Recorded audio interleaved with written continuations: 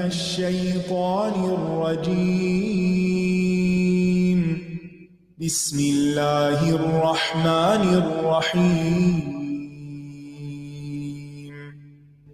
الحمد لله رب العالمين.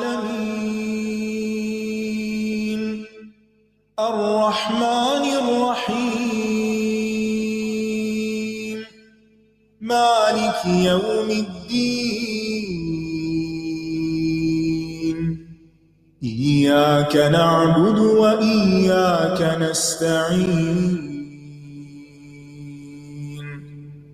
اهدنا الصراط المستقيم. صراط الذين أنعمت عليهم غير المغضوب عليهم ولا الضالين.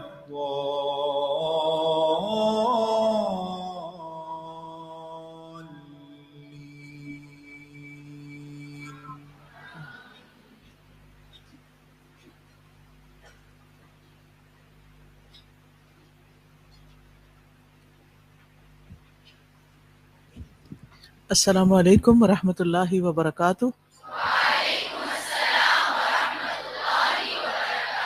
کیا حال ہے آپ کا؟ میری آواز پوری آ رہی؟ تھوڑی کم لگ رہی، تھوڑا سا والیوم بڑھا دیں۔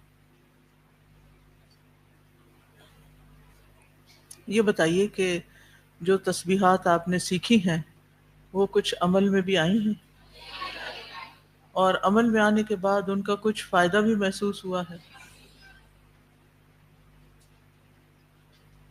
اوقات مقرر کیے کچھ اپنی ضرورت اور اپنے طریقے کے مطابق؟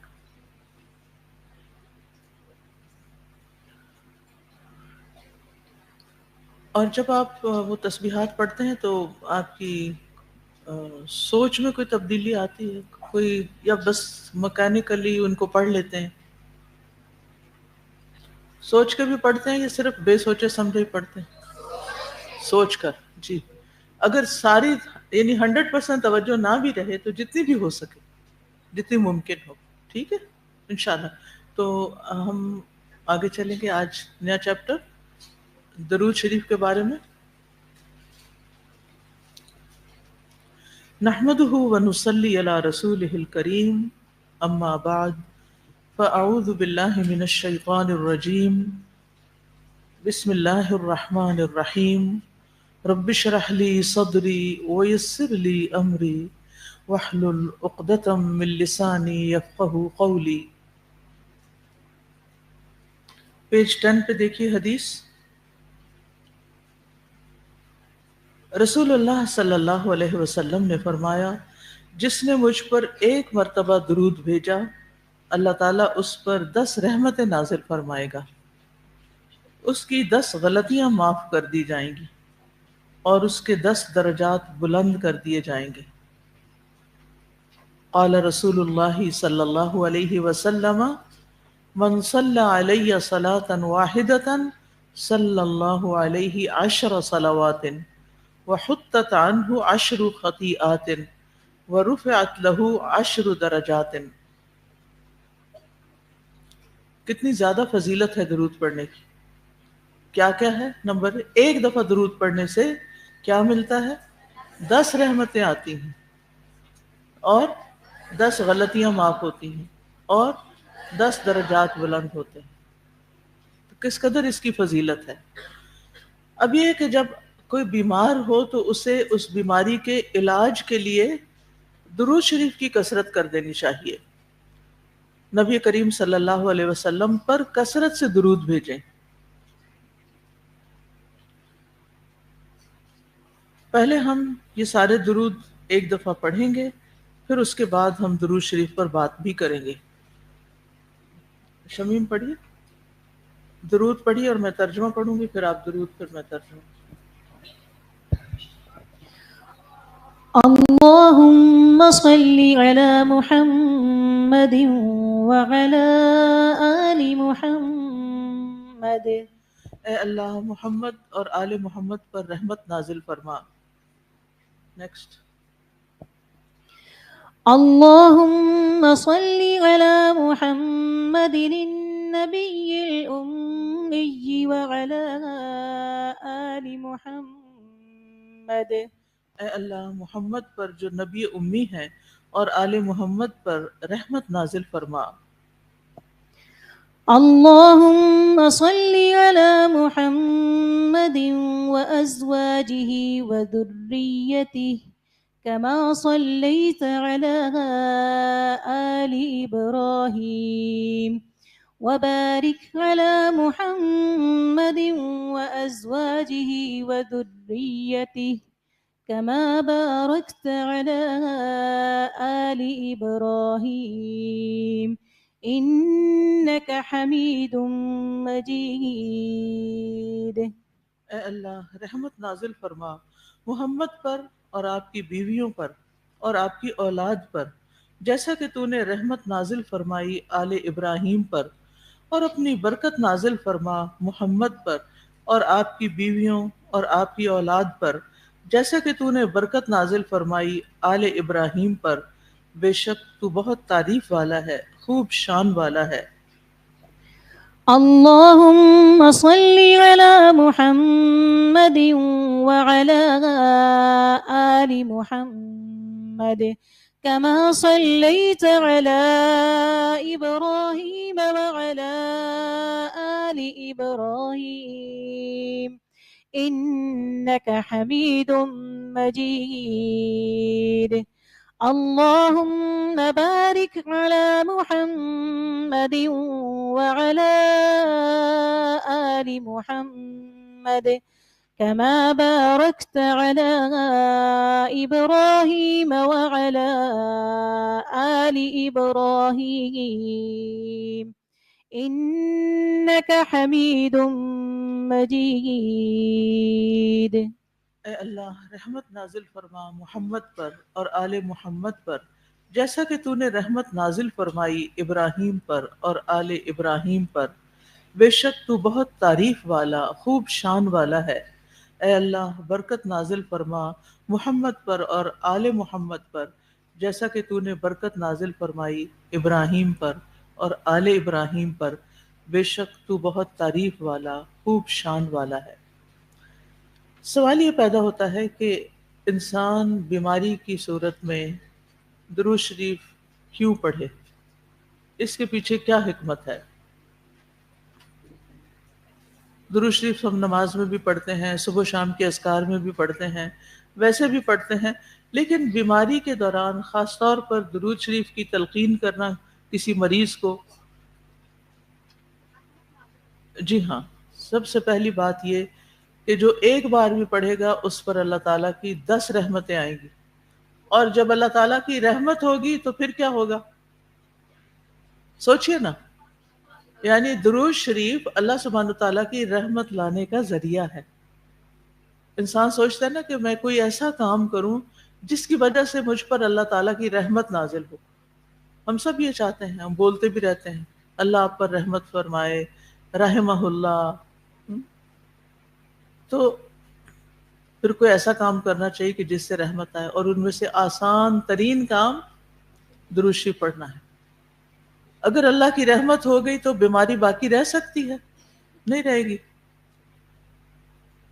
اور پھر اس میں آپ دیکھیے کہ درود شریف میں رحمت کے ساتھ ساتھ برکت کی بھی آپ نے بات پڑھی. تو جس پر رحمت اور برکت ہو جائے وہ پھر کبھی خیر سے خالی نہیں رہ سکتا، اس کی پریشانی دور ہوگی ہی ہوگی انشاءاللہ.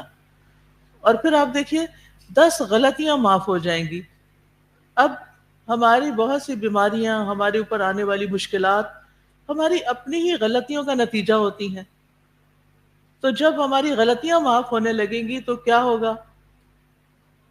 کیا ہوگا؟ اس کا فائدہ کیا ہوگا؟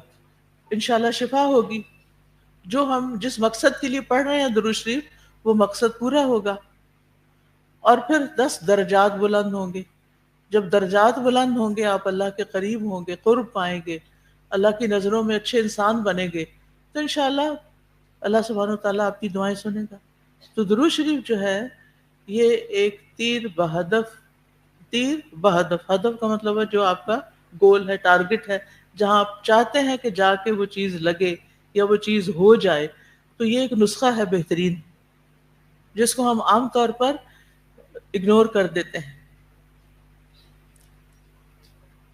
قرآن مجید میں سورۃ الاحزاب میں آیت نمبر 56 اللہ سبحانہ تعالیٰ اہل ایمان کو حکم دیتے ہیں کیا بے شک اللہ اور اس کے فرشتے نبی پر صلات بھیجتے ہیں، درود بھیجتے ہیں. اے لوگو جو ایمان لائے ہو اس پر صلات بھیجو اور سلام بھیجو. خوب سلام بھیجنا، خوب خوب یعنی زیادہ سے زیادہ. ان اللہ وملائکتہ یصلون علی النبی یا ایہا الذین آمنوا صلوا علیہ وسلموا تسلیما. یہاں لفظ صلات کو ہم نے صلات سے ہی ترجمہ کیا ہے. صلات کا ایک مطلب رحمت بھی ہے، ذکر خیر بھی اور دعا بھی. یعنی لفظ صلات جب ہم کہتے ہیں اللہم صلی علی، تو جب اللہ تعالیٰ کی طرف منسوب ہو تو رحمت مراد ہوتی ہے. فرشتے ذکر خیر کرتے ہیں آپ کا، اور مومنین دعائیں کرتے ہیں. فرشتے بھی کرتے ہیں اور مومن بھی کرتے ہیں. تو صلات ایک بہت جامع لفظ ہے. اس لیے جب ہم نبی صلی اللہ علیہ وسلم پر صلات بھیجتے ہیں تو اس کا مطلب ہے کہ اللہ سبحانہ تعالیٰ سے ہم دعا کرتے ہیں کہ اللہ تعالیٰ آپ پر رحمت بھیجیں، آپ پر رحمت نازل فرمائیں. اور جب کوئی کسی کے لیے رحمت کی دعا کرتا ہے تو اس کا کیا فائدہ ہوتا ہے؟ فرشتے اس کے لیے وہ دعا کرتے ہیں. اور فرشتے جو صلات بھیجتے ہیں وہ آپ کے لیے برکت کی دعائیں کرتے ہیں. ایک اور قول کے مطابق فرشتوں کی طرف سے صلات استغفار کرنا اور آپ کے لیے رحمت کی دعا کرنا ہے. اور امت جو آپ کی طرف صلات بھیجتی ہے، جس کو درود کا ترجمہ کیا جاتا ہے اردو میں، تو اس کا مطلب ہے آپ کے لیے دعا کرنا. اور یہ بھی کہا جاتا ہے کہ اس کا مطلب ہے آپ کے حکم کی تعظیم کرنا. آپ کے حکم اور آپ کے جو فرامین ہیں، مثلاً احادیث ہیں، ان کی تعظیم یعنی ان کو ایک امپورٹنس دینا اپنی زندگی میں. جو بھی آپ نے فرمایا یا جو آپ نے کیا. تو درود بیسیکلی نبی صلی اللہ علیہ وسلم کے ہم پر احسانات کا شکر ادا کرنا ہے کہ آپ نے ہمارے ساتھ بہت خیر و بھلائی کی ہے. اور یہ ایک ثابت شدہ بات ہے کہ نبی صلی اللہ علیہ وسلم نے ہمیں ایک ایسا کامل دین دیا ہے کہ جو آج تک تحریف سے محفوظ ہے، جبکہ پچھلی امتوں کی کتابیں اور ان کے احکامات جو تھے ان کے اندر تحریف ہو گئی تھی. اور یہ تاریخ کا ایک بڑا مشکل دور تھا جب آپ نے یہ کام کیا. آسان نہیں تھا، بہت مخالفتیں ہوئی تھیں. آپ نے سیرت پڑھی ہوگی، بچپن سے ہی ہم پڑھتے رہتے ہیں. ہم پہلی جماعت سے کچھ نہ کچھ شروع ہو جاتا ہے سلسلہ. تو اس میں آپ نے دیکھا ہوگا کہ سب سے پہلے مکی دور ہی آتا ہے. کتنی شدید مخالفت ہوئی تھی آپ کی، کتنی مشکلات ہوئی تھی. اور یہ یعنی ایک مشکل ترین مشن تھا. اور اس میں آپ کے ساتھی، آپ کے صحابہ، آپ کے خاندان نے ہر وہ قربانی پیش کی جو اس کام کو مکمل کرنے کے لیے ضروری تھی. اگر وہ پیچھے ہٹ جاتے تو پھر یہ سب نعمتیں ہم تک نہ پہنچتی. اس میں اللہ کے رسول صلی اللہ علیہ وسلم نے تو خیر سب سے زیادہ قربانی کی، لیکن جو آپ کے ساتھی تھے اور جو آپ کے اہل خانہ تھے انہوں نے بھی بہت اذیتیں برداشت کی. تو اس لیے جب ہم درود بھیجتے ہیں تو پھر کیا کرتے ہیں؟ آل محمد بھی کہتے ہیں، ازواج بھی کہتے ہیں، اصحاب بھی کہتے ہیں، ذریت بھی کہتے ہیں. ان سب کے اوپر کیوں، ان سب کے لیے ہم دعائے رحمت کیوں مانگتے ہیں؟ کس وجہ سے؟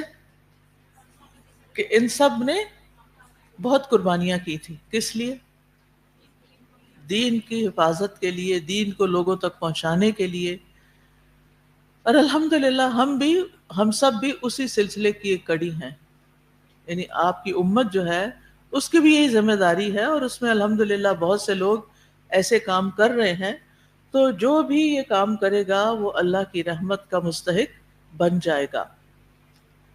تو قیامت تک کے لیے تمام مسلمانوں پر یہ لازم کر دیا گیا، نماز کا حصہ بنا دیا گیا، اذان کے بعد درود شریف پڑھنے کا حکم دیا گیا، تاکہ ہم سب آپ کے احسان عظیم کا اعتراف کریں، اس کو مان لیں. اور یہ ویسے بھی ایک عمومی سی بات ہے نا کہ جب کوئی شخص کسی پر احسان کرے تو انسانی فطرت تقاضا کرتی ہے، اندر سے خود کسی کو کہنا نہیں پڑتا آپ کا، یعنی آپ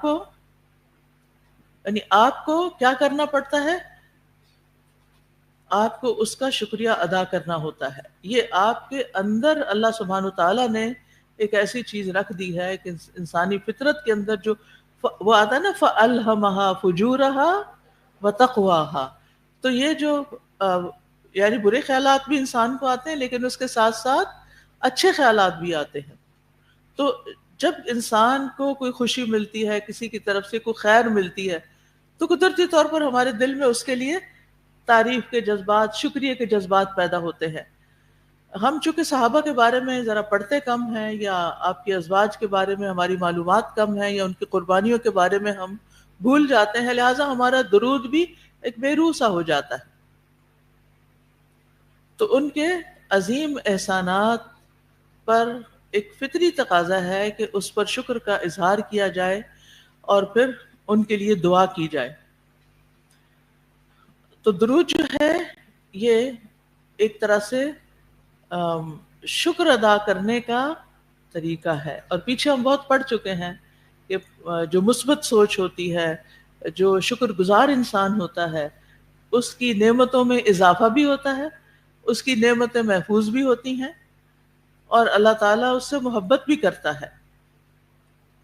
تو درود شریف جب ہم بیماری کی حالت میں پڑھتے ہیں تو یہ شکر گزاری کی وجہ سے اور دعا کی وجہ سے اور احسان ماننے کی وجہ سے پھر ہم ایک پازیٹو سوچ کی طرف جاتے ہیں، اور اس طرح ہمیں نہ صرف یہ کہ ثواب ملتا ہے بلکہ ایک روحانی سکون بھی ملتا ہے. کیونکہ جب آپ کسی کے لیے کچھ کرتے ہیں تو کیا ہوتا ہے، سکون ملتا ہے یا نہیں؟ اگرچہ اس کام میں مشقت ہوتی ہے، تکلیف ہوتی ہے، ٹھیک ہے نا. مثلا آپ کسی کو پانی کا گلاس ہی بھر کے دیتے ہیں تو تھوڑی سی تکلیف تو ہوئی، لیکن جب وہ اس شخص کی پیاس بجھتی ہے تو اس کے چہرے کے تاثرات بدلتے، اس کو دیکھ کر کیا ہوتا ہے. یا ایک ماں اپنے بچے کو جب کھانا کھلاتی ہے اور وہ جو مشکل ہی ہوتی ہے، یہ دودھ پلاتی ہے، کوئی بھی اس کی تکلیف دور کرتی ہے، تو اس کی جب تکلیف دور ہوتی ہے، تکلیف اٹھا کر آپ دوسرے کی تکلیف دور کرتے ہیں، تکلیف اٹھا کر، یعنی خود کو تکلیف میں ڈال لیتے ہیں اور اس کی تکلیف ہٹا رہے ہوتے ہیں. جب آپ کے اندر یہ چیز پیدا ہو جاتی ہے تو آپ رحمت کے لائق ہو جاتے ہیں، آپ قابل رحمت ہو جاتے ہیں، کہ آپ قابل رحم ہو جاتے ہیں کہ آپ پر بھی اللہ تعالیٰ رحم فرمائے. ٹھیک ہے. تو ہم جب درود شریف پڑھتے ہیں تو اس سے پھر نیکیاں بھی ہمیں ملتی ہیں، گناہ بھی معاف ہوتے ہیں، درجے بھی بلند ہوتے ہیں، اور رحمت اور برکت بھی آتی ہے. تو درود شریف کا پڑھنا اور سوچ سمجھ کر پڑھنا یہ دراصل دل کو سکون دیتا ہے، روح کو طاقت بخشتا ہے، اور ایک اور فائدہ بھی ہے، اور وہ ہے دعاؤں کی قبولیت ہوتی ہے. یعنی جب آپ شروع میں شفا کی دعاؤں کی کتاب مثلا آپ پڑھنے لگے ہیں کسی مریض کے پاس، یا مریض خود پڑھ رہا ہے، تو سب سے پہلے آپ تسبیح پڑھیں گے، اس کے بعد کیا کریں گے، درود شریف پڑھیں گے، اور اس طرح آپ کے لیے قبولیت کا راستہ کھل جائے گا. ٹھیک ہے نا. اور پھر اس کے بعد یہ ہے کہ آپ کے دکھ درد دور ہونے لگیں گے. امام ابن القیم رحمہ اللہ فرماتے ہیں کہ درود شریف پڑھنے سے دل زندہ ہوتا ہے، غم دور ہوتے ہیں، برکت آتی ہے، اور بیماریوں سے شفا ملتی ہے. تو گویا درود شفا کا ذریعہ ہے. اور اگر آپ تھوڑا سا اہتمام کچھ اور چیزوں کا بھی کر لیں، اور وہ کیا ہے کہ آپ وضو کی یعنی دعائیں پڑھنے لگے ہیں، خاص طور پر مریض پر پڑھنے لگے ہیں، یا خود بیمار پڑھنے لگے ہیں، وضو کر لیں، وضو نہیں ہو سکتا تیمم کر لیں، دل میں شفا کا یقین رکھیں کہ میں یہ کام جو کرنے لگا ہوں اس کا نتیجہ نکلنے والا ہے. اور پھر دعاؤں کی ابتدا اور انتہا دونوں طرف آپ کیا کریں؟ درود پڑھیں. اور پھر درود کو پورے شعور کے ساتھ، محبت کے ساتھ پڑھیں. جن کے لیے دعا کر رہے ہیں ان کے احسانات کو یاد کر کے پڑھیں، تو انشاءاللہ آپ دیکھیں گے کہ بہت جلد فائدہ ہوگا. اور جب ہم درود پڑھتے ہیں تو کیا ہوتا ہے؟ ہم درود پڑھتے ہیں، فرشتے ہمارے لیے دعا شروع کر دیتے ہیں اور برکتیں نازل ہونے لگتی ہیں، اور ہم انشاءاللہ آخرت میں پھر نبی صلی اللہ علیہ وسلم کی سفارش کے مستحق بھی ہوں گے. اور پھر یہ ہے کہ حضرت حسین بن علی رضی اللہ عنہ سے مروی ہے کہ رسول اللہ صلی اللہ علیہ وسلم نے فرمایا، جس کے پاس میرا ذکر کیا گیا اور وہ مجھ پر درود بھیجنا بھول گیا، وہ جنت کے راستے سے بھٹک گیا. تو اس سے کیا پتہ چلتا ہے کہ گویا درود کا پڑھنا، اور خاص طور پر اگر کسی مجلس میں نبی صلی اللہ علیہ وسلم کا ذکر ہو رہا ہو تو وہاں پڑھنا کیا ہے؟ جنت کی طرف جانے کا راستہ ہے. اور جو درود نہ پڑھے تو اس کے لیے دوری ہے، رسوائی ہے. ایک دفعہ نبی صلی اللہ علیہ وسلم ممبر پر تشریف لے جا رہے تھے، ایک سیڑھی چڑھے تو آپ نے فرمایا آمین، دوسری اور تیسری، 3 دفعہ آپ نے آمین فرمایا ہر سٹیپ پر چڑھتے ہوئے. تو پھر آپ نے فرمایا کہ میرے پاس جبریل آئے تھے اور فرمایا اے محمد، جس نے رمضان کا مہینہ پایا پھر اس کی بخشش نہ ہو سکی، اللہ تعالیٰ اس کو اپنی رحمت سے دور کر دے. تو میں نے کہا آمین. فرمایا جس نے اپنے والدین میں دونوں یا ایک کو پایا اور پھر آگ میں داخل ہوا، اللہ اس کو اپنی رحمت سے دور کرے. میں نے کہا آمین. فرمایا جس کے سامنے آپ کا ذکر کیا گیا اور اس نے آپ پر درود نہیں پڑھا تو اللہ اس کو بھی اپنی رحمت سے دور کر دے. تو گویا پڑھنا رحمت لانے کا ذریعہ ہے، اور آپ کا ذکر آنے پر نہ پڑھنا دوری، رحمت سے دوری کا ذریعہ ہے. اور دعا کرنے والے جبریل علیہ السلام ہیں اور آمین کہنے والے نبی صلی اللہ علیہ وسلم ہیں. ایک اور روایت میں آتا ہے وہ شخص رسوا ہوا جس کے سامنے آپ کا ذکر کیا گیا اور اس نے آپ پر درود نہیں پڑھا. ٹھیک ہے.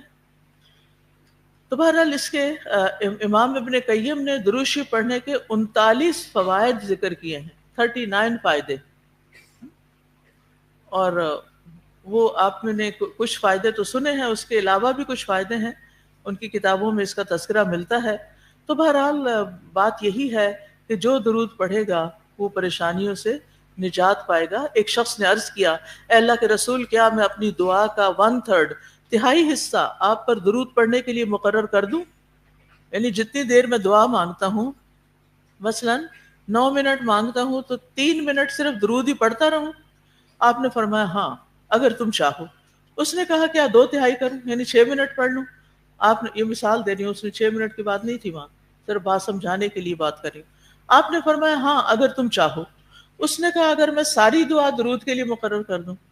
تو آپ نے فرمایا پھر تو اللہ تمہارے دنیا اور آخرت کے غم اور فکر کے لیے تمہیں کافی ہو جائے گا. تو اس کا یہ مطلب نہیں کہ ہمیں کوئی اور دعا مانگنی نہیں چاہیے.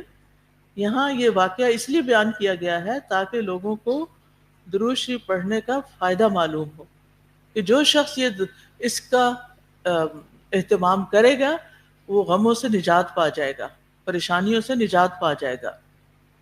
امام ابن تیمیہ کہتے ہیں یہ انتہا ہے جس کے ساتھ انسان اپنے لیے نفع اور خیر طلب کرتا ہے اور نقصان سے بچ سکتا ہے، کیونکہ دعا میں مطلوب کا حصول اور خدشے والی چیز کو دور کرنا طلب کرنا ہوتا ہے.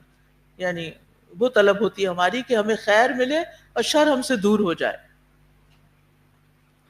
اور پھر آپ دیکھیے کہ صرف گن گن کے درود نہیں پڑھنا چاہیے، بلکہ چلتے پھرتے اٹھتے بیٹھتے جب بھی خیال آئے آپ درود پڑھ سکتے ہیں. اور بیماری میں تو اور کوئی کام کرنا نہیں ہوتا تو اس وقت زیادہ سے زیادہ اہتمام کیا جائے. اور ویسے بھی ہم بارہا یہ بات کر چکے ہیں کہ دعا پڑھنا، ذکر کرنا، تسبیح پڑھنا، تحمید پڑھنا، تکبیر پڑھنا، اللہ کی بڑائی بیان کرنا، یہ ساری کی ساری چیزیں انسان کی ذہنی اور جسمانی صحت پر مثبت اثر ڈالتی ہیں. یہ سارے اذکار انسان کے لیے شفا کا ذریعہ بنتے ہیں، کیونکہ ان اذکار کے ذریعے انسان کو جو سکون اور سکینت حاصل ہوتی ہے اس سے انسان کے ذہنی دباؤ میں کمی واقع ہوتی ہے، انسان ریلیکس ہونے لگتا ہے، اس کا امیون سسٹم سٹرونگ ہونے لگتا ہے. اور پھر یہ بھی ریسرچ کہتی ہے کہ روزانہ، یہ ہارورڈ یونیورسٹی کی ریسرچ ہے،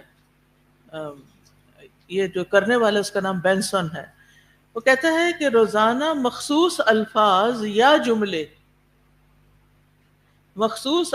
یا جملے دہرانے سے، ریپیٹ کرتے رہنے سے دماغ میں ریلیکسیشن رسپانس پیدا ہوتا ہے جو بیماریوں کی شدت کو کم کرتا ہے. اب یہ تو ہمارے دین نے ہمیں سکھایا یہ 3 دفعہ پڑھ لو، یہ 33 دفعہ پڑھ لو، یہ 100 دفعہ پڑھ لو، یہ 7 دفعہ پڑھ لو. تو ان لوگوں تو اب ریسرچ سے بات پتہ چل رہی ہے، اور ہمارے لیے تو ہمارے نبی نے بہت پہلے یہ چیزیں ہمیں دے دی تھی. یہ نعمتیں ہیں، یہ علم نعمت ہے جو ہمیں قرآن و سنت کے ذریعے ملا. اور پھر آپ دیکھیے کہ ہمیں یقین نہیں نا، اس لیے ہم اس سے فائدہ نہیں اٹھاتے. ہاں، اگر ہارورڈ یونیورسٹی کا کوئی شخص کہے گا کہ روزانہ یہ کام کرو گے تو تمہیں کچھ ملنے والا، تو ہمیں یقین آ جائے گا. کتنی عجیب بات ہے نا. اللہ اور اس کے رسول صلی اللہ علیہ وسلم کی بات پر اس سے زیادہ یقین ہونا چاہیے، اور ایمان تقاضا بھی اسی چیز کا کرتا ہے. یاد رہے گی یہ بات انشاءاللہ. وَمَنْ أَصْدَقُ مِنَ اللَّهِ قِيلًا وَمَنْ أَصْدَقُ مِنَ اللَّهِ حَدِيثًا. اللہ سے بڑھ کر کسی کی بات سچی نہیں، اور الصادق الامین سے بڑھ کر کسی کی بات سچی نہیں.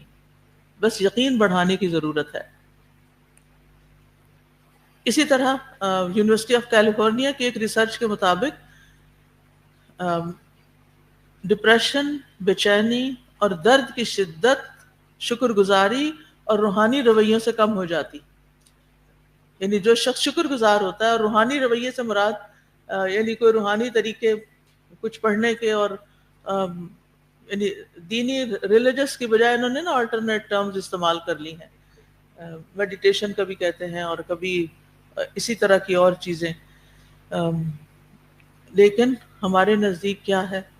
اذکار. ہم ان کو کیا کہیں گے؟ اذکار کرنے سے، دعائیں پڑھنے سے، اللہ سبحانہ وتعالیٰ کے بارے میں اچھا گمان رکھنے سے انسان کو ذہنی سکون ملتا ہے، اس کی بے چینی اور تکلیف دور ہوتی ہے. ایک اور تحقیق کے مطابق مسلسل دینی اذکار کا عمل کرنے والوں میں بیماری سے جلد صحت یابی کی شرح زیادہ دیکھی گئی. وہ دوسرے مریضوں کے مقابلے میں جلد صحت یاب ہوئے.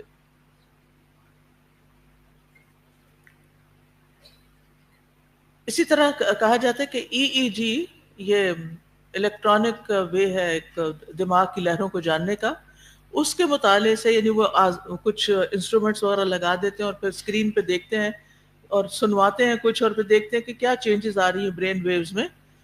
تو وہ کہتے ہیں کہ ذکر اور دعا کے دوران دماغ کی الفا ویوز ہوتی ہیں جو سکون اور فوکس کی علامت ہوتی ہیں، ان میں اضافہ ہو جاتا ہے. ٹھیک ہے. تو مطلب یہ باتیں کرنے کا یہ ہے کہ یہ بات تحقیق سے بھی اب ثابت شدہ ہے جو ہمیں وحی الہی کے ذریعے مفت میں مل گئی تھی. تو خلاصہ یہی ہے کہ ہم کیا کریں؟ پوری توجہ کے ساتھ، مثبت سوچ کے ساتھ کہ اس کا فائدہ ہونا ہے، دل جمعی کے ساتھ، خوشی کے ساتھ اذکار کریں، درود شریف پڑھیں. اور ویسے ہمیں تاکید بھی کی گئی ہے کہ جب آپ کا نام لیا جائے، نبی صلی اللہ علیہ وسلم نے فرمایا جس کے پاس میرا ذکر کیا گیا وہ ضرور مجھ پر درود بھیجے.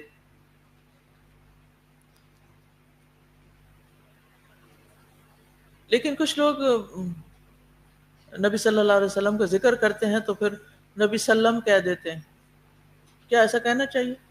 نہیں، پورا درود پڑھنا چاہیے صلی اللہ علیہ وسلم. یہ پورا درود ہے، پوری دعا ہے، کمپلیٹ سینٹنس ہے. اسی طرح اللہم صلی وسلم وبارک علی محمد، یہ بھی اس میں صلاۃ بھی، سلام بھی اور برکت کی دعا بھی تینوں آگے. جملہ چھوٹا سا ہے، ایسے بھی پڑھ سکتے ہیں. عام طور پر مقرر حضرات خطبوں میں بھی پڑھتے ہیں اس کو.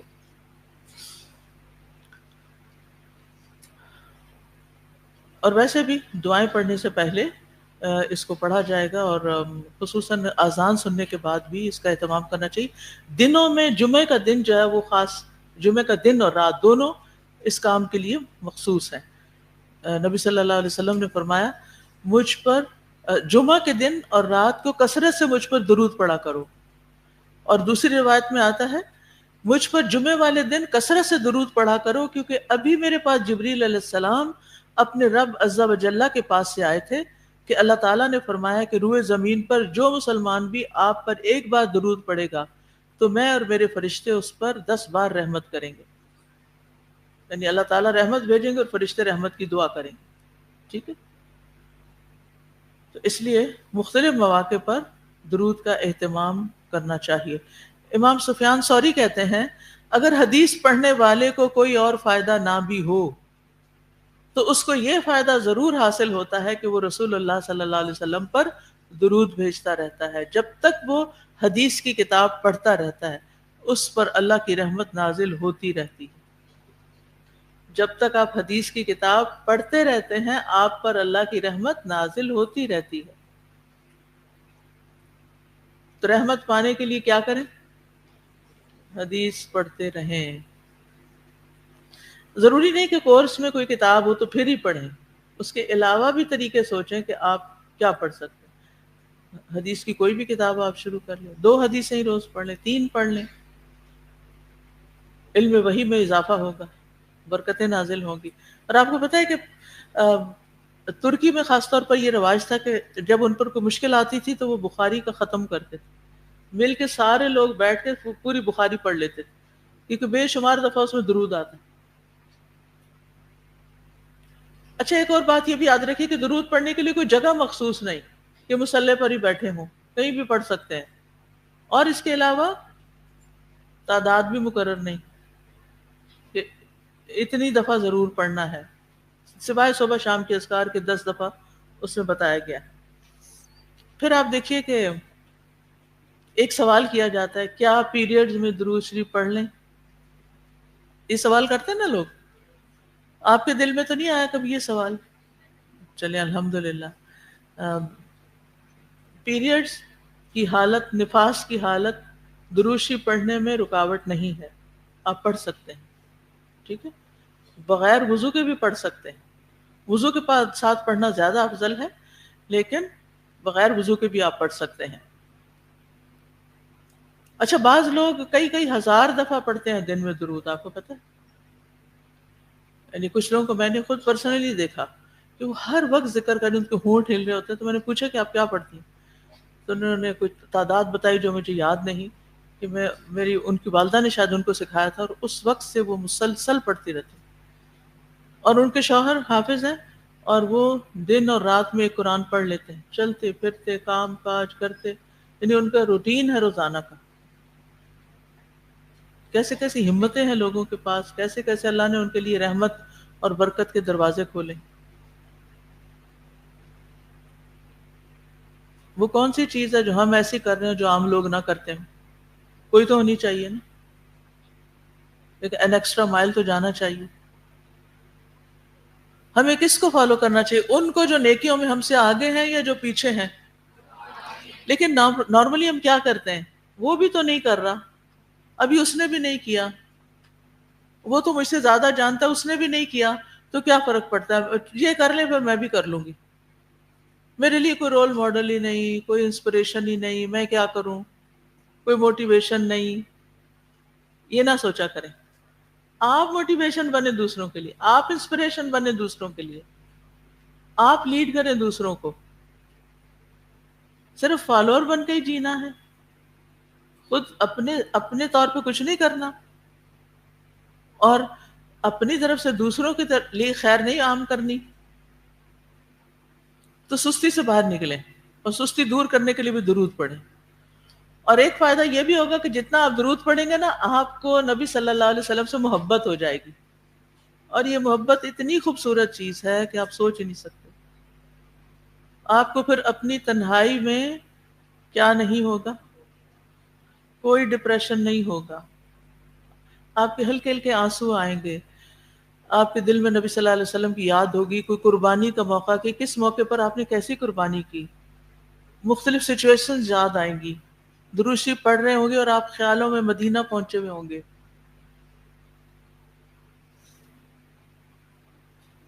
تو زندگی میں کچھ تو کرنا ہے نا, اور کچھ نہیں, چلو محبت ہی کر لیں. لیکن ایک محبت جب ہوگی تو پھر کام بھی ہوگا, سنت کی پیروی بھی ہوگی, کچھ کریں گے بھی صحیح. کیونکہ جو جس سے جتنی محبت کرتا ہے اس کو اتنا زیادہ یاد کرتا ہے, اور اس کا تذکرہ دوسروں میں بھی کرتا ہے. تو بہرحال ہمیں کثرت سے درود بھیجنا چاہیے. تو ہم ذرا درود کے معنی پڑھ لیتے ہیں. اس سے پہلے کہ میں معنی کی طرف آؤں, آپ میں سے کوئی کچھ بھی ایڈ کرنا چاہے, موسٹ ویلکم. جی کرو طلعت. پیاری استاذہ, قرآن میں اللہ تعالیٰ فرماتے ہیں نا وَرَفَعْنَا لَكَ ذِكْرَكَ, ہم نے آپ کے ذکر کو بلند کر دیا. لیکن آپ سوچیں کہ وہ ذکر بلند کیسے ہوا. مسلسل قربانیاں دی, مسلسل صحابہ کی ٹریننگ کی, اور کوئی تبدیلی کے نعرے نہیں لگائے. خاموشی سے ان کے دلوں کو بدل دیا. اور دل بھی ان کے ایسے بدلے استاذہ کہ دین ان کے لیے کوئی پارٹ ٹائم جاب نہیں تھا. صحابہ کے لیے دین ان کا پیشن تھا, ان کا ویژن تھا, ان کا مشن تھا. تو بہت ہی خوبصورت قربانیاں ہیں جو رسول اللہ صلی اللہ علیہ وسلم نے ہمارے لیے کی. پھر آپ دیکھیں نا, وَلَقَدْ آتَيْنَاهُ أَجْرَهُ فِي الدُّنْيَا, نبی صلی اللہ علیہ وسلم کے ساتھ حضرت ابراہیم کی چونکہ قربانیاں بہت زیادہ, ان کے خاندان کی قربانیاں, ان کا بھی اجر اللہ نے دنیا میں ان کو دیا. یہ درود شریف پڑھنا نبی صلی اللہ علیہ وسلم کے لیے دنیا میں ان کو ملنے والا اجر ہے, اور عفانا لک ذکرک جو ہے یہ دنیا میں ملنے والا اجر ہے. جی ہاں آپ خوشبو کریں, پھر آگے دیتے ہیں مائک. استاذہ آپ نے بات کی نا کہ کس طریقے سے ہماری نیند میں افیکٹ ہوتا ہے, تو I was thinking and I was relating کس طرح ہمارے دین نے ہمیں رات کی بھی روٹین سکھا دی ہے. کیونکہ الفا اسٹیٹ میں جانے کے لیے بھی آپ کو کچھ چیزیں کرنی پڑتی ہیں. نیند کے لیے الفا اسٹیٹ ہونا بہت ضروری ہے. اکثر لوگ رات کو کیفین لے لیتے ہیں, چائے پی کے سو جاتے ہیں, اینڈ دے سے کہ ہمیں نیند آ جاتی ہے. ٹھیک ہے, آ جاتی ہے نیند کچھ لوگوں کو چائے پی کے, مگر وہ الفا اسٹیٹ ریچ نہیں کر پاتے, اور پھر صبح اٹھ کے وہ تھکے ہوئے, اور کمر میں درد ہے, شولڈرز میں درد ہے. تو آئی واز ونڈرنگ کہ کس طرح ہماری رات کی روٹین ہے کہ جس میں ہم نے رات کے عشاء کے بعد کہتے ہیں کہ سو جانا چاہیے, آخری کام عشاء ہونا چاہیے, پھر اذکار ہیں, پھر سورہ بقرہ کی آخری آیات ہیں, پھر سورہ ملک ہے, یہ قرآن کا ذکر ہے سارا نا. تو ذکر آٹومیٹکلی ہماری اسٹیٹ کو بھی چینج کر دیتا ہے, دل کی بھی اور برین کی بھی فریکوینسی کو تبدیل کر دیتا ہے, اور اتنا آسان طریقہ ہے ہماری الفا اسٹیٹ میں جانے کا, تو جو کہ ہمارے دین نے ہمیں سکھا دیا. ثواب کا ثواب ساتھ, یعنی آرام بھی فرما رہے ہیں, سکون بھی آ رہا ہے, اور آپ اجر بھی کما رہے ہیں, درجات بلند ہوئے چلے جا رہے ہیں. سلطان صلاح الدین ایوبی بڑا مشہور, آپ سب جانتے ہیں, صلیبی جنگوں کا ہیرو, اور بہت بڑے فاتح تھے, اور بہت اچھے مسلمان بھی تھے. تو بہت سخت مارکے پیش آتے تھے. یونائٹڈ فورسز یورپ سے آ جاتی تھیں, اور بڑے بڑے اس وقت کے ٹاپ کنگز اور نائٹس سارے یورپ سے آتے, اور اتنے اتنے مشہور بہادر جیسے رچرڈ دا لائن ان کا نام آتا ہے ہسٹری میں.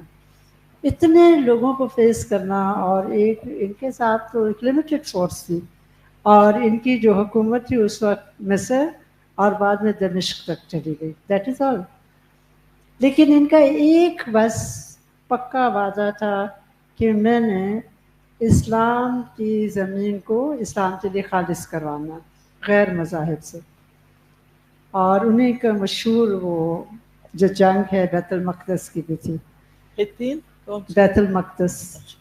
تو فائنلی انہوں نے پھر اس کو دوبارہ فتح کیا تھا. پہلے تو عمر رضی اللہ تعالیٰ عنہ کے ٹائم پہ ہوا تھا, پھر واپس چلا گیا کرسچنس کے ہاتھوں میں. یہ نور الدین زنگی کے پروردہ تھے. نور الدین زنگی بہت مشہور مرد مومن رولر گزرے ہیں. انہوں نے سیسا پلائی دیوار آپ صلی اللہ علیہ وسلم کے مقبرے کے گرد لگوائی تھی جب خواب میں آئے تھے آپ صلی اللہ علیہ وسلم. تو وہ بہت دین میں ڈیپ تھے سلطان صلاح الدین ایوبی. اینڈ جب میدان جنگ کا مارکا شروع ہونے والا ہوتا تھا اور دشمنوں کی صفیں آمنے سامنے آ جاتی تھیں اور بہت ٹف مقابلے تھے, تو یہ صفوں کے بیچ میں جا جا کے کہتے تھے مجھے حدیث سناؤ. اس وقت کہتے تھے مجھے حدیث سناؤ, اور جنگ شروع ہونے والی ہے, اور آپ جانتے ہیں کہ کیا وہ ڈیفیکلٹ ٹائمز تھے, اور ان کا پکا یقین تھا کہ حدیث کی برکت سے اللہ تعالیٰ مجھ کو فتح یاب کرے گا. اور پھر رو رو کے سپاہیوں کو کہتے تھے یا لل اسلام. پہلے حدیث سنتے اور پھر ان کو ابھارتے، جذبے ابھارتے اپنے سپاہیوں کے کہ اسلام کے لیے آگے بڑھو. تو الحمدللہ ان کی ہسٹری پڑھنے کے قابل ہے، اور ان کے مارکوں میں ڈیفینیٹلی ایک روحانی فورس ہے جو ان کو سپورٹ دیتی ہے. بالکل. ومن نصر الا من عند اللہ. ہمیں جب کوئی مشکل پیش آتی ہم کیا کرتے ہیں؟ اس کو فون کر لیں، اس سے باتیں کر لیں، اس کے آگے رونا رو لیں. آپ کو وہ حدیث یاد ہے کہ جو شخص اپنی حاجت بندوں کے سامنے پیش کرتا ہے تو کیا ہوتا ہے؟ اللہ تعالیٰ اس کو بندوں کے حوالے کر دیتا ہے. سب سے پہلے کیا کرنا چاہیے؟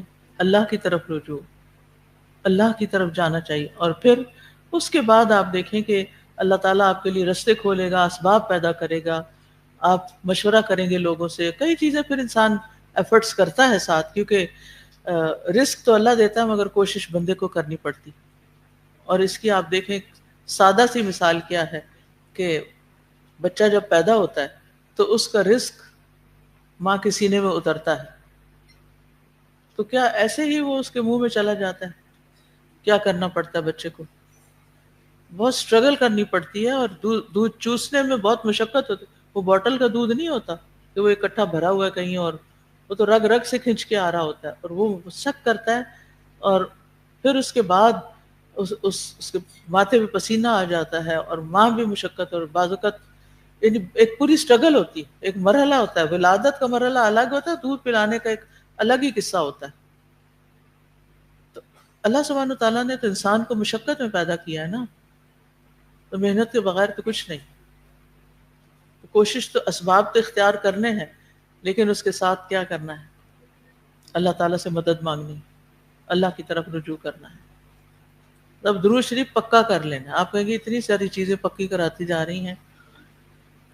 اس کے بعد باقی دعائیں آپ پھر جب جیسے جیسے ضرورت ہو تو آپ پڑھتے جائیں، لیکن تسبیح اور درود شریف، اللہ تعالیٰ کی حمد و ثنا اور درود شریف، یہ تو زندگی کا لازمی جز ہو جانا چاہیے. ٹھیک ہے جی، آپ فرمائیں.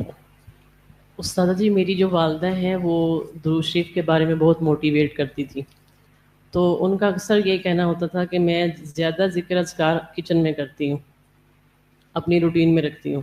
اگر میں نے ہنڈیا بنانی ہے تو پھر میں تسبیحات وغیرہ کر لیتی ہوں، اور اگر آٹا گوندنا روٹی بنانی ہے تو پھر میں درود شریف پڑھ لیتی ہوں.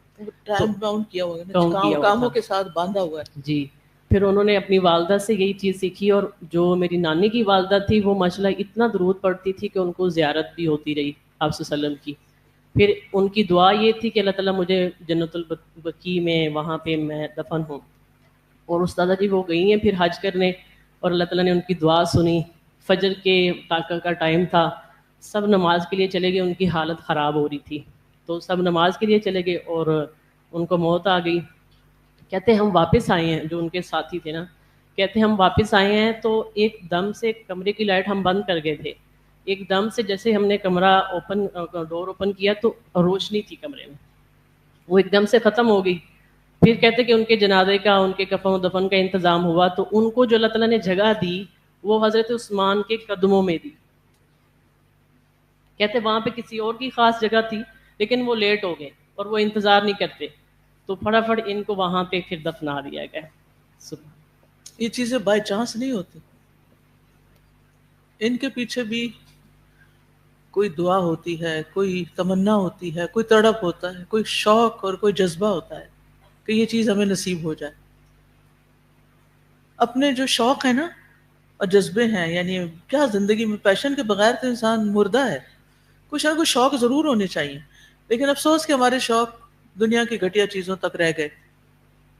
اپنے آپ سے سوال کریں، مجھے سب سے زیادہ کس چیز کا شوق ہے؟ کوئی آپ سے پوچھے، رینڈم پوچھ لے کیا شوق ہے آپ کا. حضرت عمر رضی اللہ عنہ اپنے صحابہ سے اس طرح کے سوال کیا کرتے تھے کہ اپنی کوئی تمنا بتاؤ، کوئی شوق بتاؤ.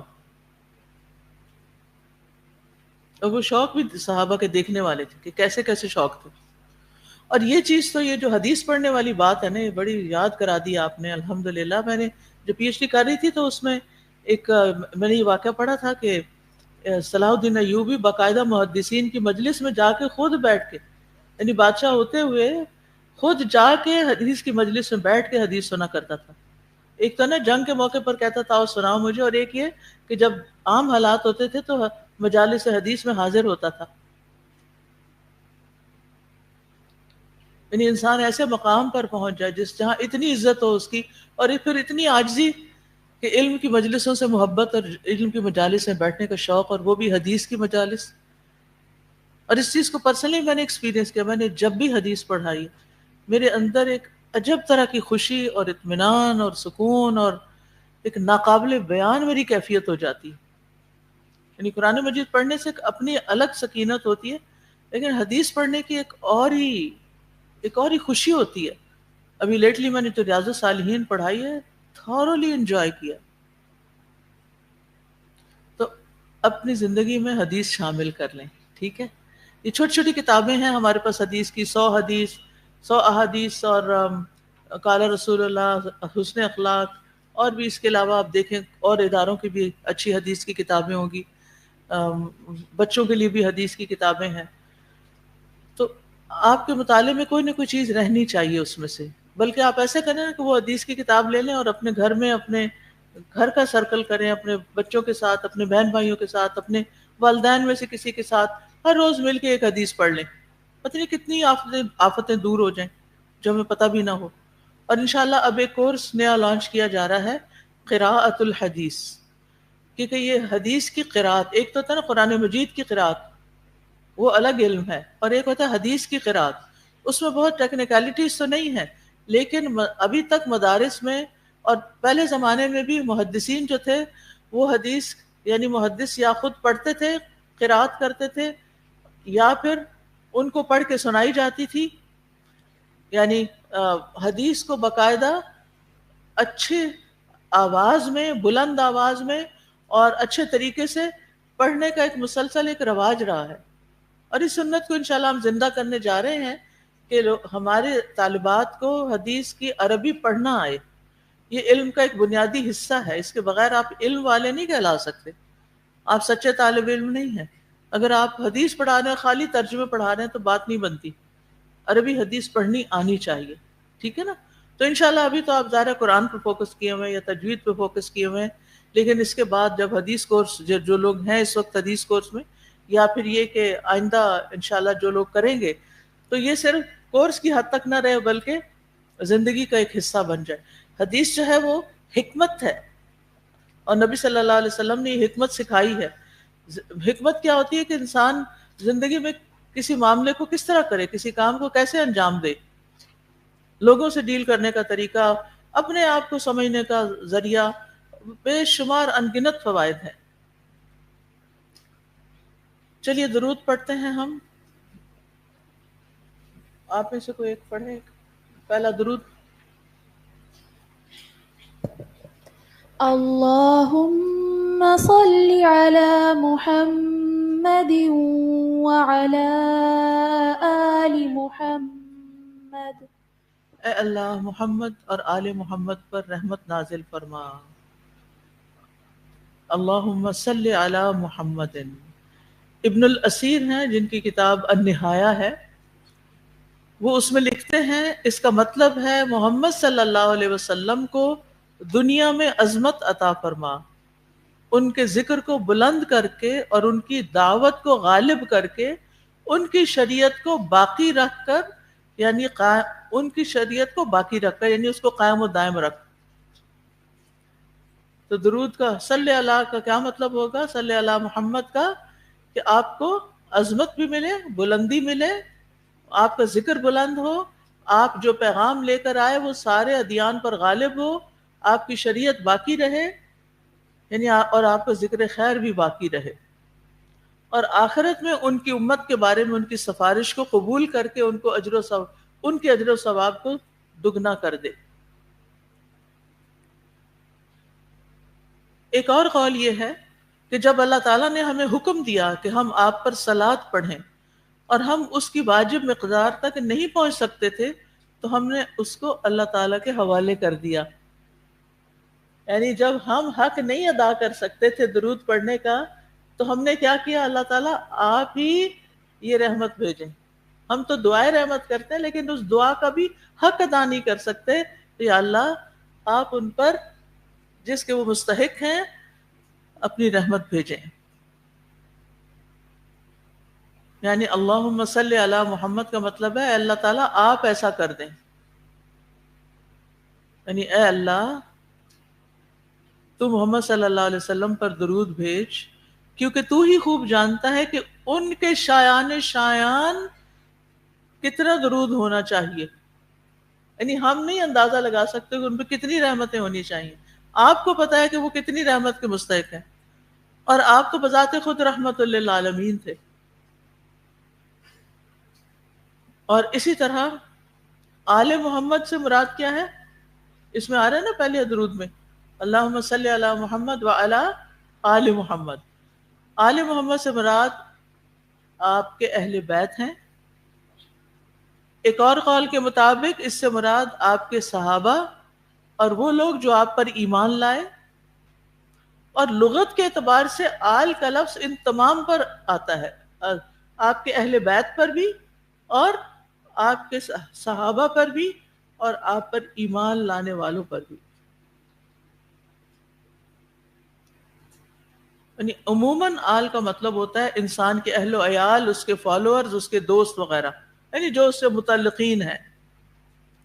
اور یہ ایسے موقع پر استعمال ہوتا ہے جہاں عزت و شرف کو ظاہر کرنا مقصود ہوتا ہے. یعنی خاص قسم کے لوگوں کے ساتھ آل کا لفظ لگتا ہے. آپ نے لفظ آل الشیخ سنا؟ کسی نے سنا آل الشیخ؟ نہیں سنا؟ پھر آپ کو کتاب التوحید کا ہی نہیں پتا ہوگا. کتاب التوحید کا پتا کس کی لکھی ہوئی ہے؟ نہیں پتا؟ محمد بن عبد الوہاب کی، جن کے ماننے والوں کو لوگ کیا کہتے ہیں، یہ سب کو پتا ہے. یہ اچھی طرح پتا ہے. وہابی کا پتا ہے اور محمد بن عبد الوہاب کا نہیں پتا. ان کا نہیں پتا نا، اسی لیے پھر وہ وہابی کو برا سمجھتے ہیں. اگر ان کا پتا چل جائے کہ انہوں نے کیا کیا اور وہ کون تھے تو وہابی لفظ کی نفرت آپ کے دل سے نکل جائے. ان کے جو آل اولاد ہے نا اس کو آل الشیخ کہتے ہیں. اور یہ پورا کنبہ قبیلہ ہے سعودی عرب میں. اور جس بندے کے نام کے ساتھ آل الشیخ لگ جاتا ہے نا اس کو بہت عزت دی جاتی ہے. پھر یعنی کہیں بھی اگر کسی دفتر میں کوئی جائے اور اپنا کارڈ دکھائے نام کے ساتھ آل الشیخ لگا ہوا ہے تو وہ اس کو رسپیکٹ دیں گے. تو آل کا لفظ جب کسی خاص شخصیت کے ساتھ لگتا ہے تو وہ دراصل اس کو فلاں کی آل، یعنی آپ اس سے تعلق رکھتے ہیں، آپ اس کی آل ہیں. تو ہم آل شیخ تو نہیں لیکن کیا ہیں؟ آل محمد صلی اللہ علیہ وسلم. اگر ہم آپ پر سچے دل سے ایمان لائے ہیں اور آپ کی پیروی کرتے ہیں، ٹھیک ہے. اور اس سے مراد آپ کی تمام امت بھی لی جاتی ہے جس کو امت اجابت کہا جاتا ہے. آپ کی امت دو طرح کی ہے. آپ آخری نبی ہیں نا، قیامت تک آنے والے تمام انسان آپ کی امت ہیں، لیکن وہ دو قسم کے ہیں. ایک ہے امت اجابت، وہ کون ہے؟ جنہوں نے آپ کی دعوت قبول کر لی یعنی مسلمان. اور دوسرے ہیں امت دعوت، جن کو اسلام کی دعوت دی جائے گی، وہ مانے یا نہ مانے. یعنی اس زمین پر ہر انسان اور ہر جن نبی صلی اللہ علیہ وسلم ان دونوں کے لیے کیا ہے؟ ان دونوں کی طرف رسول بنا کر بھیجے گئے. وما ارسلناک الا رحمتا للعالمین. اور پھر انا ارسلناک للناس رسولا، اور کافتا للناس کا لفظ بھی آتا ہے، سب لوگوں کے لیے. جی نیکسٹ درود. اللهم صل على محمد النبي الأمي وعلى آل محمد. جی اس میں بھی دراصل درود ہی بھیجا گیا ہے. صرف نبی صلی اللہ علیہ وسلم کے نام کے ساتھ امی کا لفظ استعمال کیا گیا ہے، باقی چیز وہی ہے. 2 دفعہ آ رہا ہے نا، اللہم صلی علی محمد و علی آل محمد، آپ کا نام 2 دفعہ آیا، لیکن آپ کو النبی الامی کہا گیا. یہاں امی کیا ہے؟ امی کون ہوتا ہے؟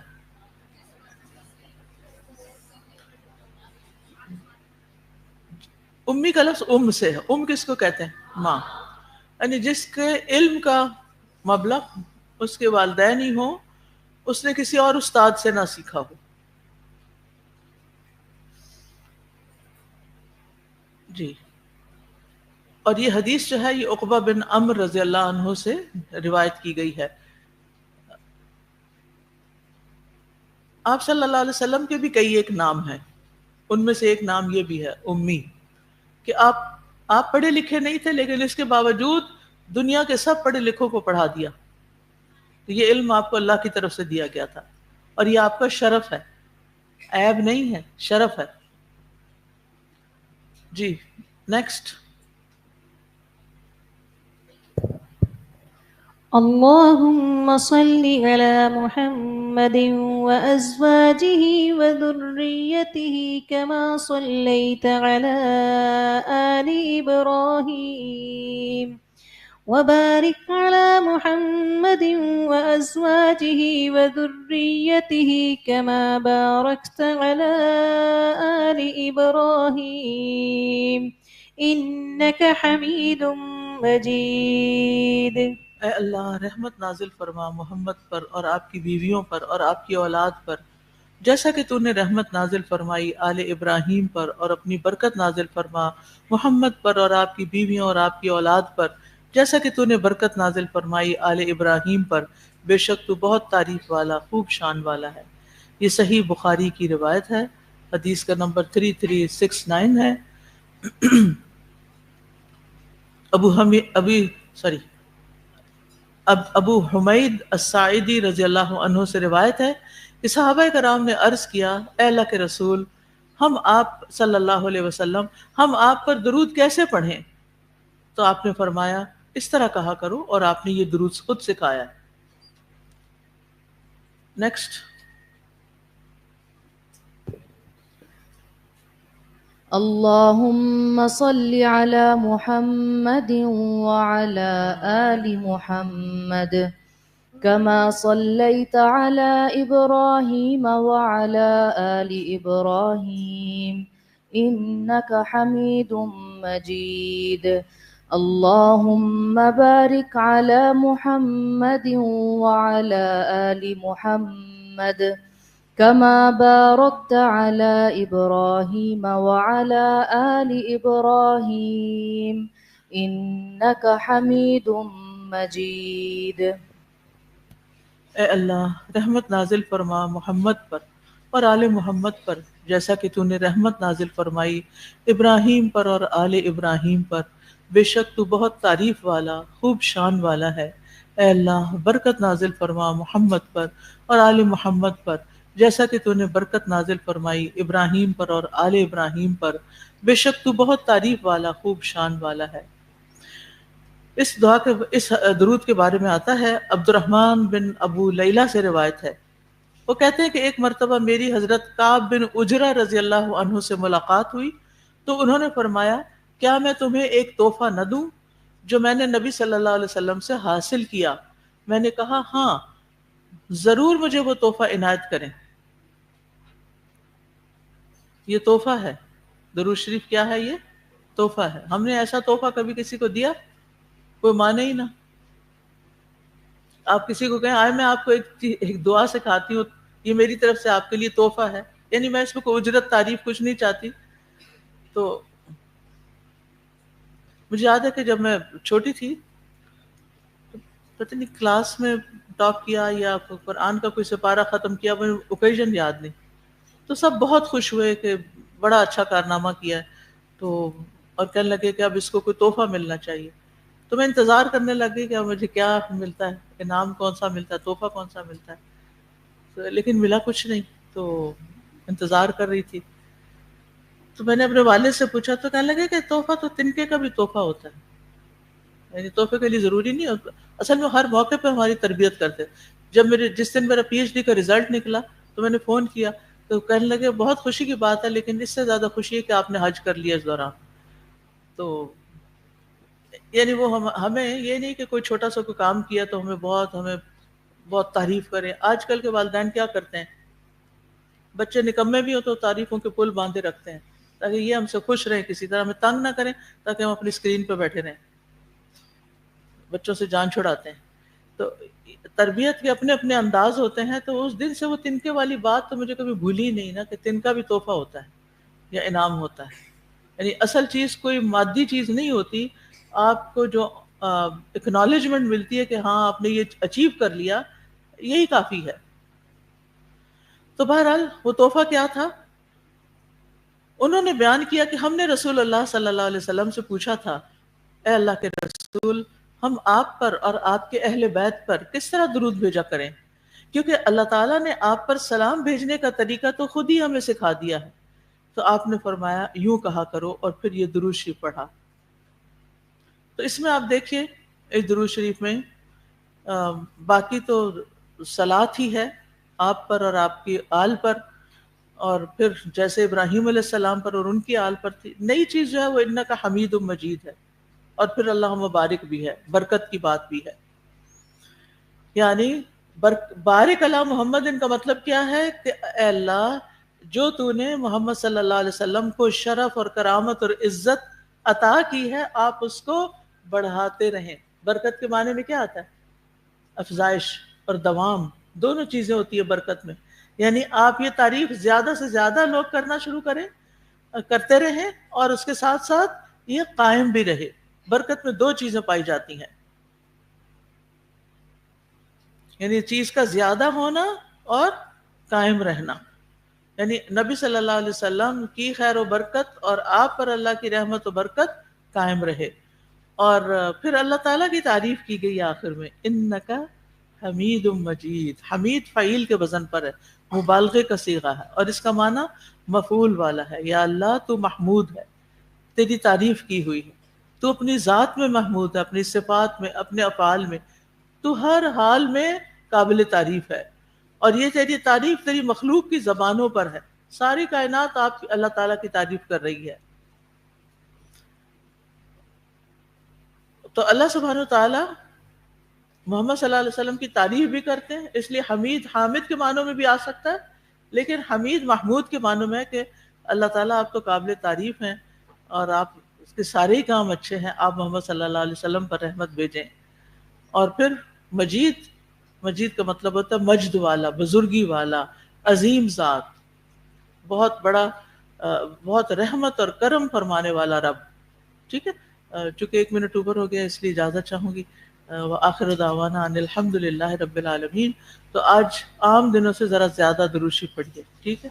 اور یہ جیسے انہوں نے مشورہ دیا نا، روٹی پکاتے ہوئے پڑھ لیں، سالن بناتے ہوئے پڑھ لیں، تو آپ بھی اپنی زندگی کی روٹین دیکھیں، اس روٹین میں کس کام کے ساتھ آپ نے درود پڑھتے رہنا ہے. ٹھیک، اوکے.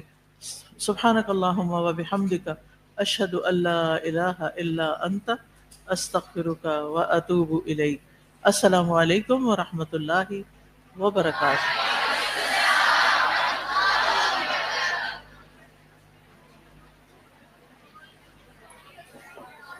اللهم صل على محمد وعلى آل محمد كما صليت على إبراهيم وعلى آل إبراهيم إنك حميد مجيد. اللهم بارك على محمد وعلى آل محمد كما باركت على إبراهيم وعلى آل إبراهيم إنك حميد مجيد